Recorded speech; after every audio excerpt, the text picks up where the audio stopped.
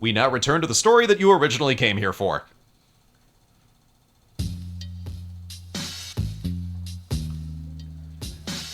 I woke up slowly to the sounds of laughter and music. I groaned. My head hurt, my nose was stuffed, and I still felt awfully clammy. I immediately tried to stand, but I could feel someone holding my shoulder down. I sat up in bed with a start, terrified. Ah! Easy! One step at a time, Another fainting spell? Indeed. I must have looked a right fool. Well... Details of the situation reemerged in my mind slowly. The fire! Everyone is safe? Oh yes, thank God. I was so worried, I just couldn't stand idly by. Oh, you are very brave. Or at least your sentiment was brave. I'm not sure what you plan to do without a bucket of water or anything to help with the fire, but dashing in was admirable. Especially in that state of undress. State of... Oh God. I was mortified. Genuinely, I'm not going mad. My clothes just got soaked through, and I just couldn't bear squelching around for the whole walk home. Well, you don't need to justify anything to me. I appreciate that, but surely everyone thinks I'm either mad or a whore. Well, everyone is concerned, I won't deny that. But it's only because they care. She bent down and gave me a kiss on the forehead. I tensed up involuntarily. You want to relax. Everyone here has had an odd moment or two. I think I've told you before. Yes, but surely my moments are the oddest. Don't be too sure. There was a particularly loud laugh from outside. You hear that? I'm sure Catherine will be up to no good in the camp tonight. And nobody will remember you streaking around the abbey. She suddenly started to chortle. Sorry, just... covered in ash, you look like a druid or some such. She glanced down at my chest. There was a scattered line of gray powder running up my torso and neck, revealing where my borrowed traveling cloak had failed to cover me.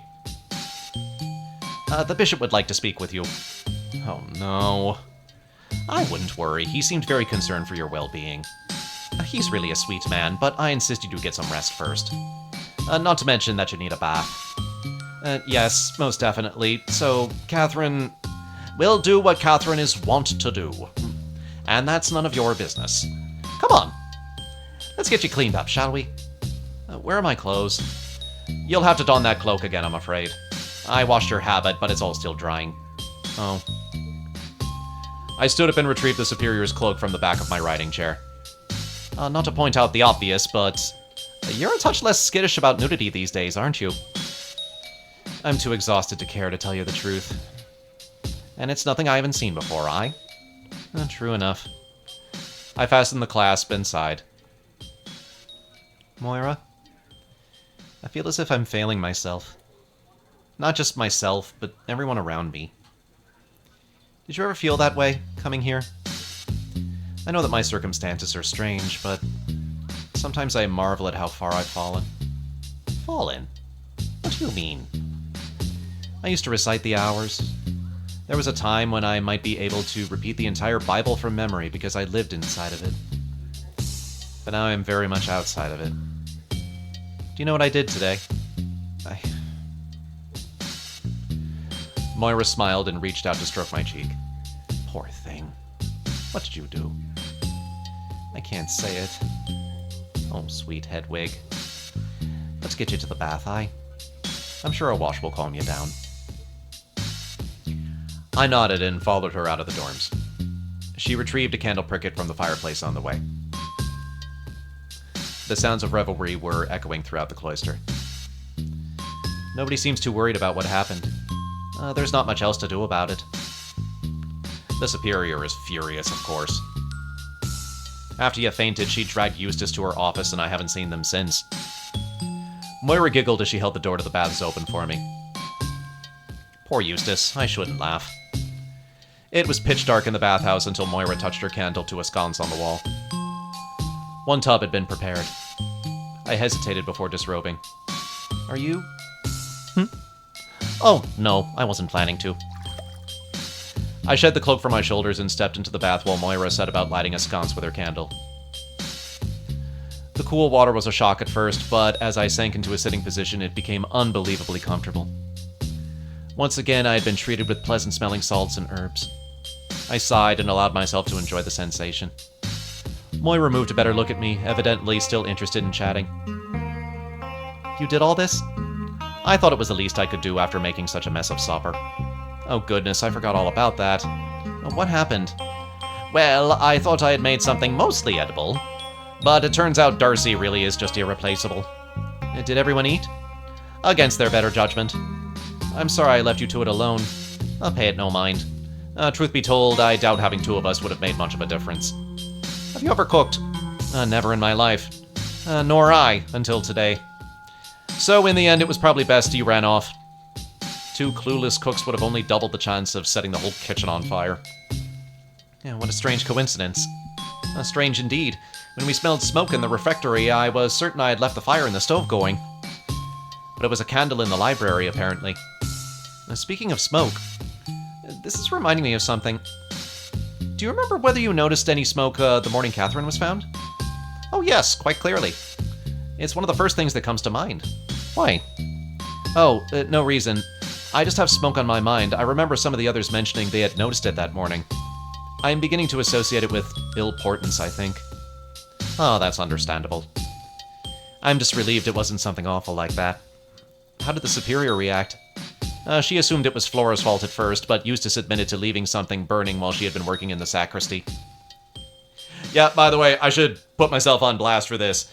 In the last chapter proper, I kept saying sacristy for some reason, and I said it over and over and over during a dramatic scene, no less, and so I don't know why the hell I did that. Just super dorky of me, I apologize. But it's right there, sacristy, sacristy. Doesn't need the extra syllable. Where had Eustace been? Well, she didn't say. She just ran over to defend Flora and her friends. I furrowed my brow and sunk into the water. Even the comfort of scented water couldn't protect me from the sickly sense of dread welling up inside me. Eustace had moved many of her books into the sacristy. Then she had disappeared for the day. Then a fire broke out, supposedly because of a candle or torch or what have you left lit in that small room. She realized her mistake and came clean to the Superior. This was a fairly simple story about a dangerous but understandable moment of carelessness. But that wasn't the only strange thing about the library, was it? I popped my head back above water for air before I could finish this thought. Moira had moved. I rubbed the water out of my eyes to see that she was chatting with Sister Angela. Hedwig! Sister Angela wants to talk to you. You don't mind if I leave, do you? Of course not. Oh, wonderful. I'm off to let the Superior know you're well. Hopefully she's not being too hard on Eustace. Oh, and don't forget to visit the bishop when you're feeling up to it. Moira smiled at both of us and then went on her way. Angela watched her leave, eyebrow cocked as always. What does the bishop need with you? I haven't a clue. Despite everything, Moira seems to think you're well. Are you? As well I can be, I suppose. She began to pace around the tub in a slow circle. Are you going to ask if I'm well? Are you? I am not well, Hedwig. I'm not well at all. And I doubt you are either. What makes you say that? Must I explain? You failed to control yourself and your urges, clearly. But even more pressing, we both understand what happened in the library tonight, surely. Eustace was burning evidence. She knows. One of us was careless. Or perhaps she has a collaborator that tipped her off. Do we both understand that? I should hope so. Are either of us stupid? I felt a pang of despair imagining what ironclad evidence had just gone up in flames. Of course, Eustace knew that I was still investigating Catherine's murder. I had done my best to mule and prostrate myself during our confrontation in the cellars, but frankly, if I was Eustace, I wouldn't trust my word either. What had motivated Eustace tonight, however? Why now? No ideas worth sharing out loud with Angela came to mind. However, one useful thought did strike me. There is one thing she could not have burned. Oh? Catherine's sword. It's been sitting outside, exposed to the elements. How do you know that? Because I saw it today. Scarcely even hidden. It's in a patch of grass along the outer wall. And you left it there? It was right as I noticed the smoke. I shouldn't have liked to run upstairs naked and armed.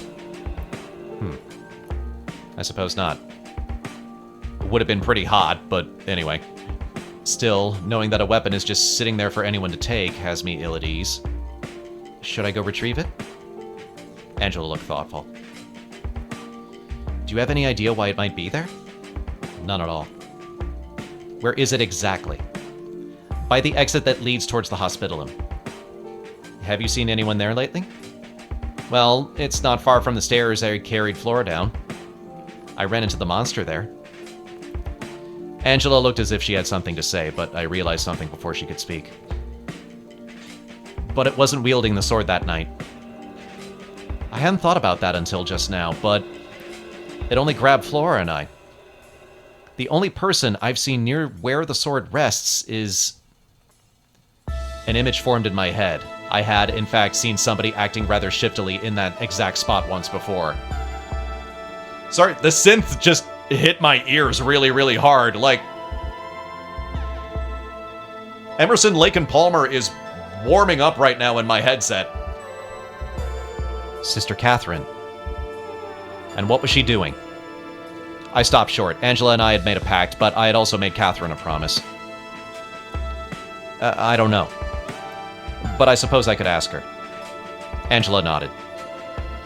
Do it tonight if you can, and then retrieve the sword as soon as you can, move it discreetly. Until then... She stopped pacing and began to remove her clothes. Angela! There is one other thing we must discuss. You and I experienced something very strange today. I cannot stop thinking about it. I almost protested as she shed more of her clothing, but a tightness in my stomach forbade that I speak. Without asking and without saying a word, a rather naked Sister Angela stepped into the bathtub with me. I'm gonna have me a sip of water because I think we're both gonna need lubrication in a minute. I was forced to bunch up against the side to make room. Describe what you saw to me. Well, I saw what I always see. A large library full of long shelves. It wasn't until you lost sight of me that I thought anything of it. You understand that is impossible. Yes. As do I. Which concerns me greatly, because I have no other explanation for it. It was no trick of the light, nor a difference of opinion. You were somewhere I could not see. I was surprised at Angela's candor. I am relieved in some sense that you feel this way, because I too am quite sure of what I saw. But I must admit that I am surprised by how readily you are taking this.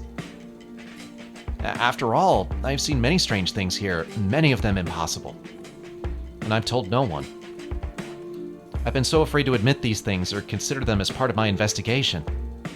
Dark things. Evil things. But you won't deny yourself. Why? Because it would be far more foolish to pretend otherwise in the face of evidence.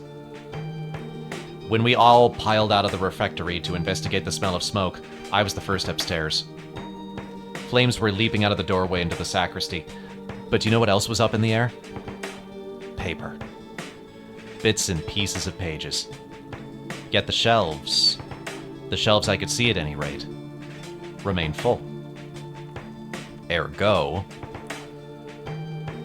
That is very sound reasoning, Sister Angela. Indeed. She sighed deeply.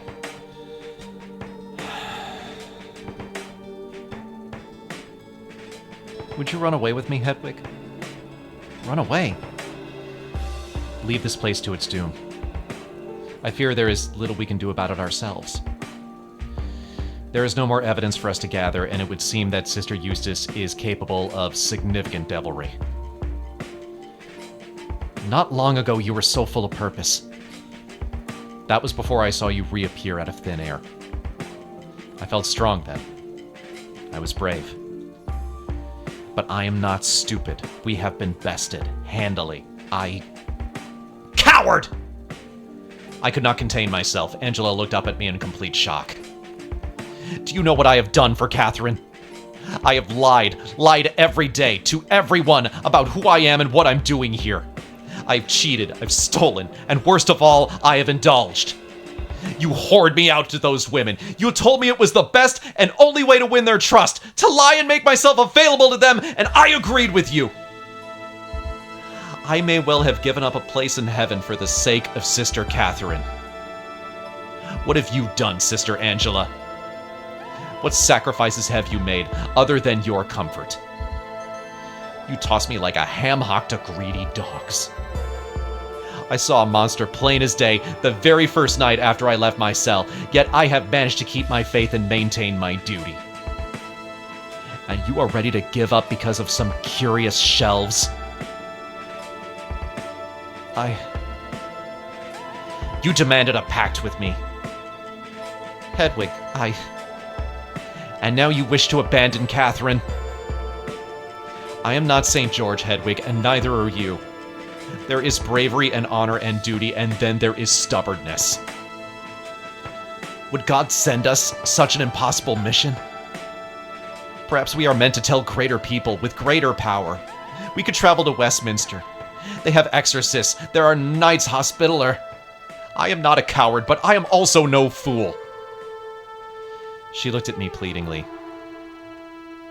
It was not an expression I was used to. Well, I couldn't stop you if you wanted to leave. No. Were I to leave, I would want to leave with you. Why me? Angela stared at me for what felt like minutes, her mouth quivering. I don't know. It would feel wrong leaving you here, knowing what I know. And with you knowing what you know. Here or there, we must remain a pair. Apart, things would be unfinished. Despite its presence, I can pin Eustace without resorting to the speculative and magical. I am certain of it. I am staying here until it is done. Then so am I. She lunged forward suddenly and pressed me into a tight embrace. I flinched and shut my eyes. Her body pinned mine to the edge of the tub, and she pressed her lips to my ear. That is a promise. It was hard to breathe. Very well, Angela. Something had caught the corner of my eye. Movement in the window, a shadow just barely visible against the dark sky. I said nothing at first, too overwhelmed by Angela. She was planting her lips all over my neck and shoulders. It was hard to complain, although I was slightly bewildered. Darcy had, at the very least, aimed for my lips. I opened my eyes and glanced toward the window again. A pair of eyes locked with mine. A face I did not recognize. The torchlight flickered just so, giving me enough light to see that a young man was crouched in the bush behind the bathhouse window watching us.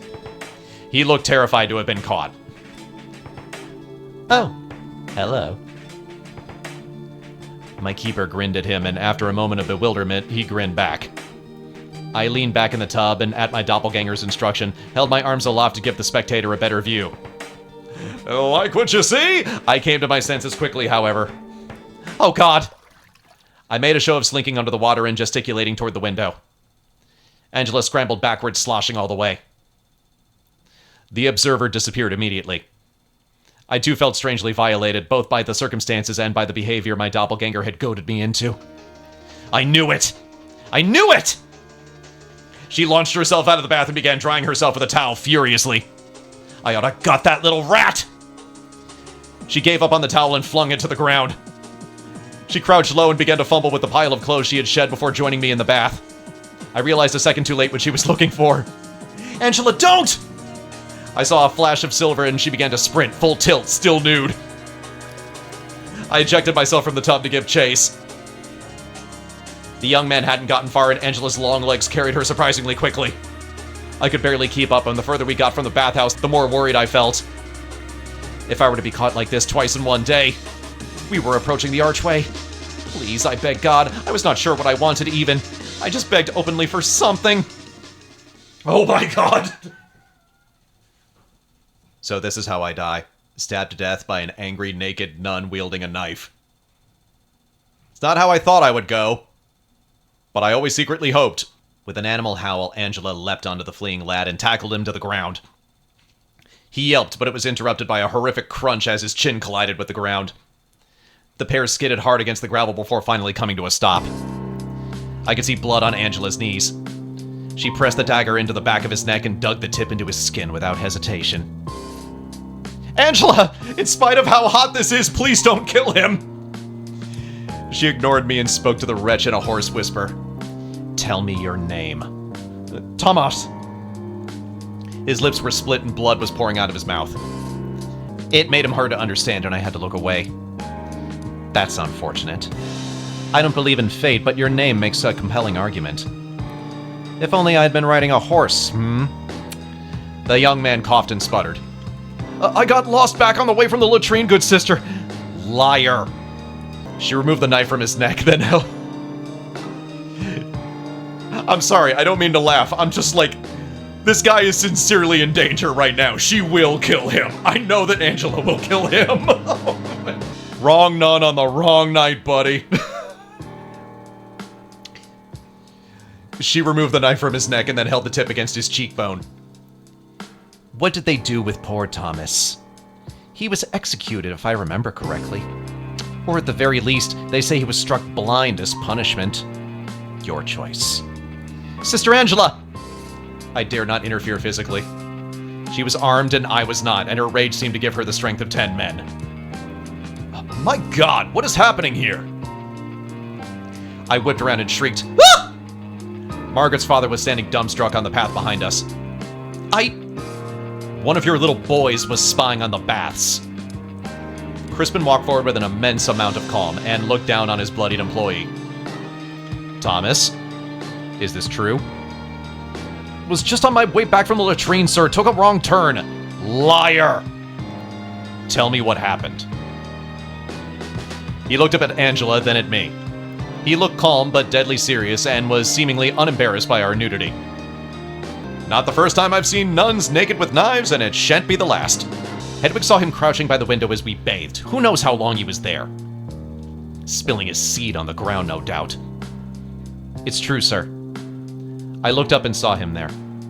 He must have gotten a very good look at us before he was caught. Crispin sighed and stood up. He folded his arms and stared down at Thomas. This is unacceptable, Thomas. A violation of these good people's trust. Sir! He will be punished, good sister. Please let him go. Angela was steely and determined. No. Please let him go. I will make sure he never finds work again. I can make sure of that right now. She'll do it, dude! Thomas howled and struggled underneath her. It would be far simpler my way. You don't want his death on your conscience. Do I not? At the very least, you don't want to deal with the aftermath. Dressing a body, burying it. There would be paperwork involved with the diocese, isn't there? And that's if they believe you. I believe you for what it's worth. But I have to imagine there's a possibility this leads to far more trouble for you than it is worth. Angela considered for a moment and then finally relented. She stood up. Thomas began to scramble to his feet, and Crispin grabbed him by the scruff before he could take a step forward. The young man's jaw had split in the fall, and one of his eyes was puffy and purple. Angela may well have blinded him without any need for her knife. Whores! Whores! I saw these two well enough, I did. Saw them doing all manner of perverted things. That one was neck deep in the other one. He was shouting at the top of his lungs, struggling to get the words out of his lopsided mouth. Blood sputtered out of his lips. Not another word, Thomas. But not one word. You are in serious trouble, but I'm afraid it'll be worse still if you get blood on my doublet. The young man finally gave up. Good sisters. Can I count on your discretion? Absolutely not. I'm going straight to the superior. She sounded truly taken aback. Crispin smiled thinly. I would ask that you did not, please. Allow me to demonstrate that I meant what I said in our meeting earlier. let me show you that I keep my word. Why should I? A lot of men are depending on this job. They are excited to serve. Their pay will carry them and their families through the winter and longer. The stone is cut. The plans are drafted. To turn around and leave now, well, it would be not only disastrous to my company's reputation, but a massive upheaval to many lives. Be kind, good sisters. I will make sure this one gets his due. Angela stared at Thomas with intense hatred for a moment. Very well. Let him walk down to the village as he is and fetch a ride somewhere. Crispin chuckled softly. Perhaps not that, but he will be treated fittingly. You will tell me what he receives? Of course. For now, I will take him to get patched up. Perhaps an embarrassing story about slipping in the latrine can be his first punishment. After that, the wheel. Have a good night, sisters. I apologize profusely for my employee. He nodded at us, then dragged Thomas toward the courtyard. Angela skulked back out of the archway toward the bathhouse. I followed her, starting to shiver. Crispin had been so polite that I'd almost forgotten that we were completely naked. You ever been so nice that somebody forgot nudity? Angela. Quiet, please. I felt awful. I wanted to apologize to Angela, a feeling I never expected to have. But I had seen that young man in the window and done nothing. Worse than nothing. For my own sick purposes. I had been curious. I wanted to hurl myself before Angela and beg forgiveness for my perversion. My darkness had touched her. She touched you first, did she not? Perhaps it would be better to consider it her fault. The baths were a real mess after our sudden exit. Water was all over the floor and Angela's clothes were scattered about. She stepped into the bathtub and hissed as her bloody knees were submerged. You're not going to get dressed? I am dirty. And so are you. Join me? I am rather rattled. And restless after all that. An idea had struck me. Moira had alluded to the likelihood of Catherine getting up to no good in the men's camp. Now was as good a time as any to ask her what she could tell me about the sword. Despite everything, I still felt honor-bound to not speak too loudly about her rendezvous with James. I had to trust Angela more than most, however. I could not lie to her, at least not wholly. I think I might go speak to Catherine. See if I cannot extract something from her. Angela nodded approvingly and sank into the water. Very well. Good night, then, Sister Hedwig. Good night, Sister Angela. I pulled the Superior's traveling cloak off of the hook it had been hung up on and wrapped it around myself, then took my leave. It was getting rather late, but I still had work to do. I was determined to press forward. I had another piece of evidence to investigate, but I couldn't do it alone. I needed to talk to Catherine. She had used the sword that had been resting in the grass before. My mind was racing, but I was able to focus just enough to come up with what I thought was a rather cunning plan. Catherine, I knew, was adept at brushing aside topics she had no interest in. But if I collected the sword first, I could cut to the chase, as it were. Naturally, this would all involve letting Catherine in on my little secret. The benefits, however, were potentially massive. I was willing to make a sacrificial move. After dashing upstairs to get dressed and collect a candle, I walked briskly toward the outer wall. The path took me past the build site. It was oddly eerie at night. Something rustled in the dark. Wind passing through a tree, I told myself. The logical explanation did little to put me at ease. I passed by as quickly as I could. I was particularly chilled because I carried the cloak with me rather than wearing it atop my habit. The thick dark wool was going to help me conceal the sword as I transported it to Catherine. I followed the path around the outer wall of the abbey and soon reached my destination. I held my breath as I approached the patch of grass where I had last seen the sword. It struck me at last what a gamble this was. I had been pursued by the creature wielding this thing since my trip to the stream. Was it still there? It was indeed.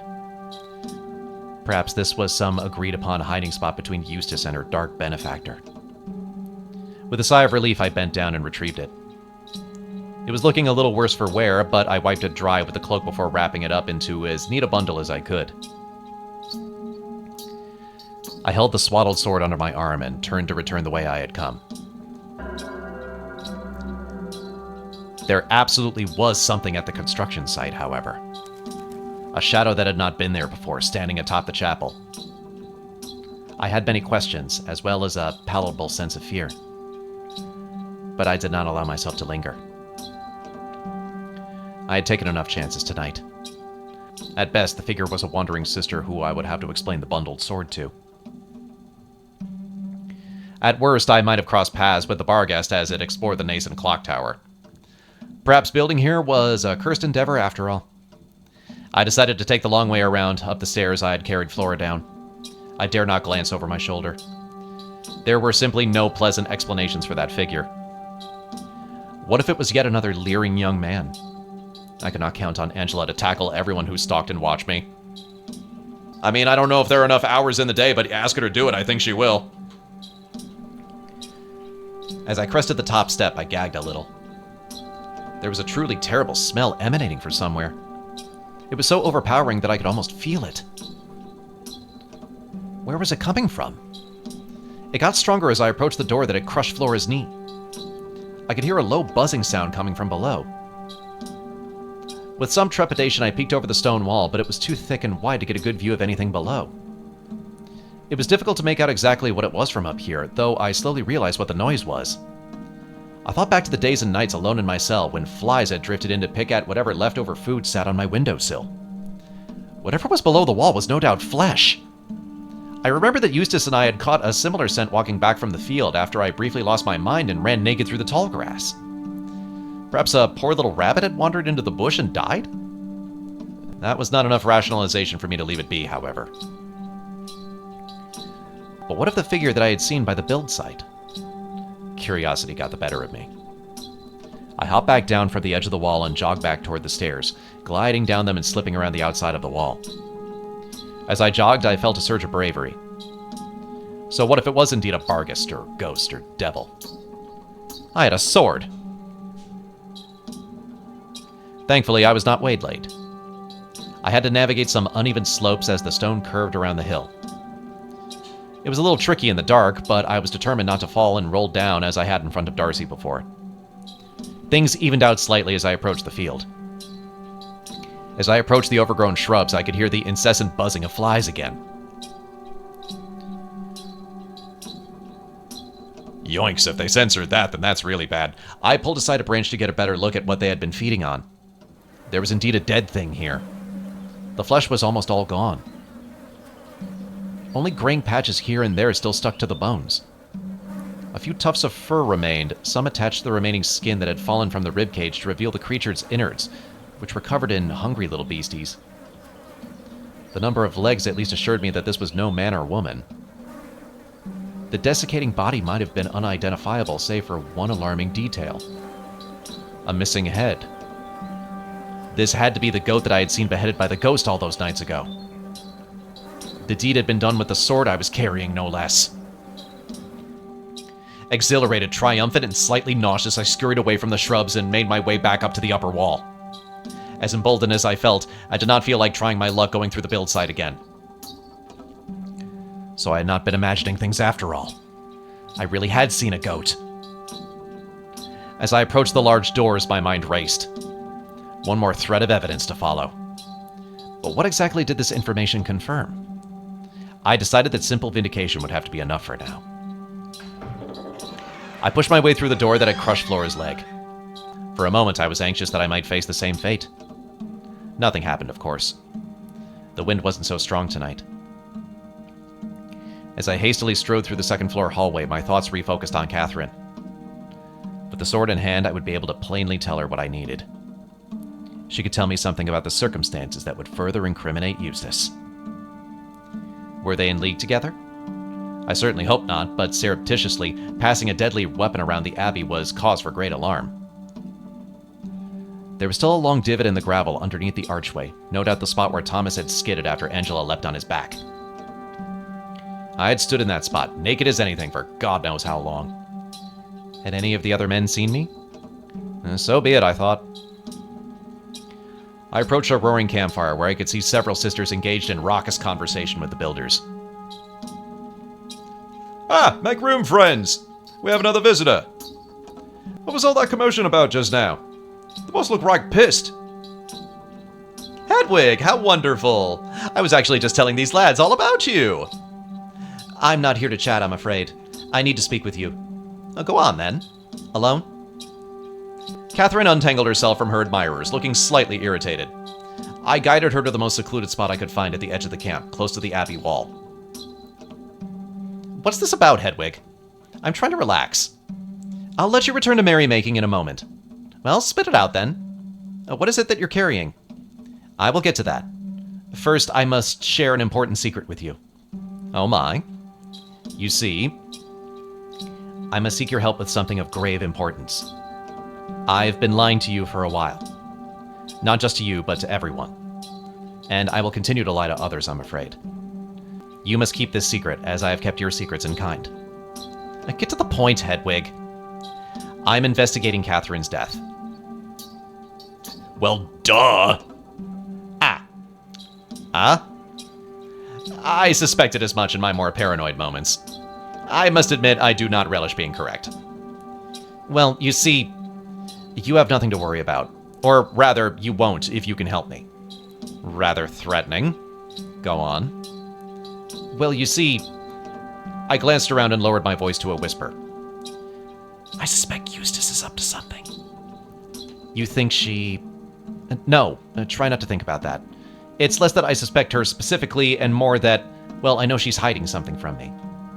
She hides a lot from everyone. Well, be that as it may, I have grown suspicious of her behavior. Tonight's fire in the sacristy is just one more example. But try as I might, I had no actual evidence to present to the superior. The only concrete wrongdoing I could prove to her was the fact that she had neglected to keep track of the sword. The sword? I unwrapped the cloaked weapon slightly, just enough to show Catherine the pommel. Hedwig, you did wash that after the last episode, right? Good lord! I believe I saw you hide this behind your back that night we ran into each other as you returned from the hospitalum. I'd assumed I had something that would point toward Eustace, but instead the superior seemed more interested in what you had been up to. Oh, Hedwig. You're going to kill me. No, I'm not. I'm here to help you. By hanging this sword over me like Damocles. If you so much as whisper to the superior about that night, she will have everything she needs to get rid of me. Do you understand? That's why I came to you. I want to know what I can say to avoid that outcome. The sword is not being taken care of. This is the most solid piece of evidence I have about Eustace, but obviously I don't want to hurt you. I need you to give me more details about how the sword got there, and why Eustace doesn't have it locked up properly. Anything to distract the superior from your visits to James. There's nothing you can say to her. I've never been highly favored by the superior. I don't think she believes me capable of reform. She granted me refuge here as something of a project, I wager. And, well, I wasn't particularly interested in being worked on. I just wanted to live. But you had nothing to do with Catherine II's death, surely. That doesn't matter. Oh, Hedwig, you really have me cornered. This is my only path forward. I must tell her something. And your one path out of checkmate is sacrificing me. Bloody hell, Hedwig. I thought we were...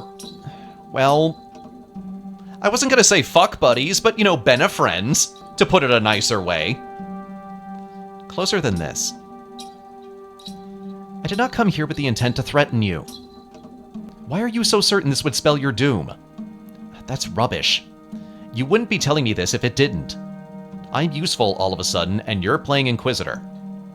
Well, hang on. You can account for your movements the night Catherine was killed. The Superior already accepted once before that James had an alibi because he was with you.